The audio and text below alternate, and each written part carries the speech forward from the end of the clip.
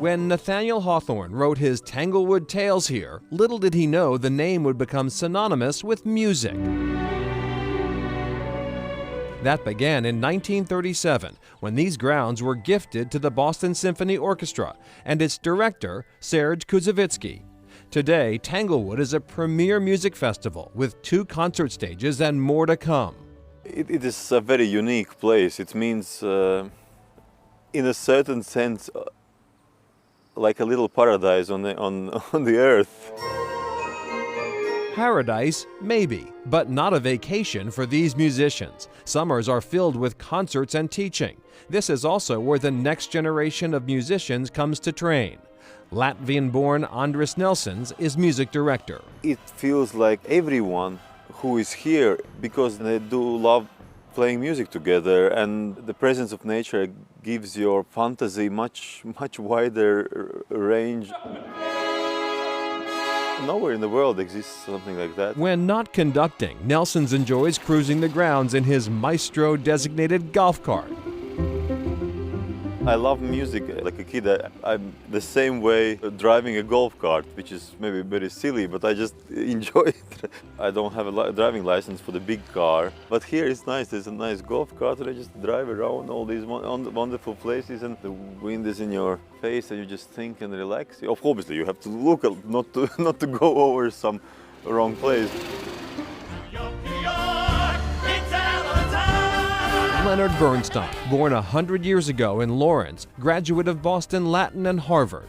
Bernstein did it all, from classical to Broadway, composer, conductor, teacher.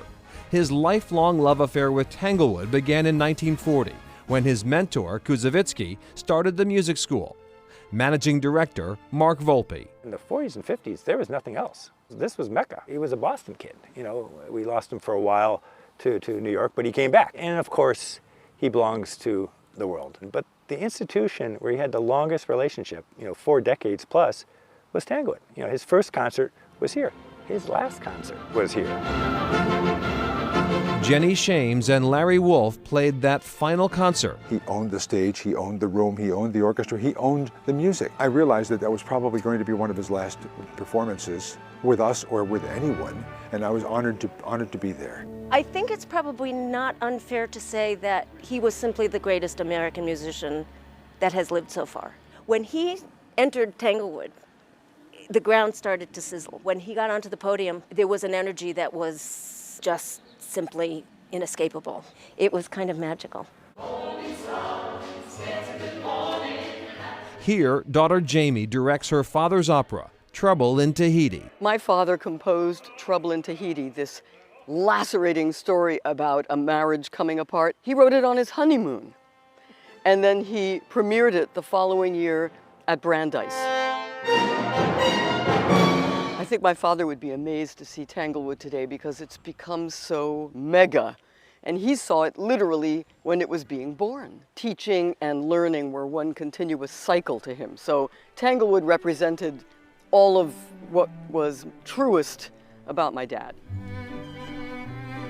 Bernstein's Berkshire roots run deep. In 1937, he was the music counselor at Camp Anota, then in Pittsfield. It was the summer that George Gershwin died, and my father was so shattered by the news. He made an arrangement of Rhapsody in Blue that the campers could play. And I actually heard this arrangement performed recently at Colorado College, and it was just the cutest, silliest thing you ever heard.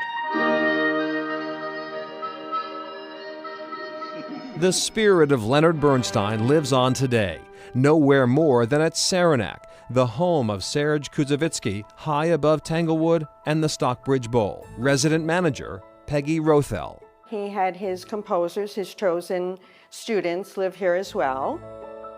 Leonard Bernstein taught in this room. It has great history, it has great life, and it's a warm and lovely home. We have 4 bedrooms upstairs, and we operate here like a bed and breakfast, but you need to be invited by the BSO.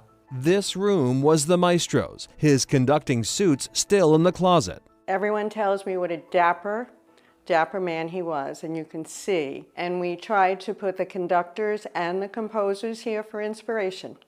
It works. Clothes in the closet, and some say Ghosts in the house. If there is a ghost, I have heard it is Olga. Kuzovitsky's wife. The house has great karma. They just come back to visit.